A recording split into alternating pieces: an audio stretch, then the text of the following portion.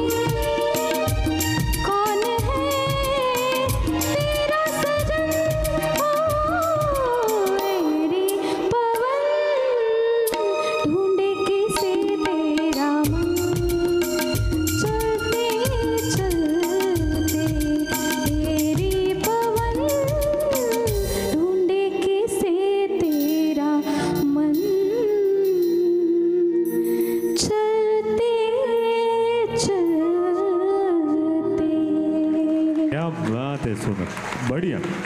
Thank you. खूप छान, खूप सुंदर. यानंतर पुढच्या स्पर्धकाला आपण मंचावर आमंत्रित करत आहोत आणि जनरल कॅटेगरीचे सिरियल नंबर 623 बबन सतवाजी कांबळे.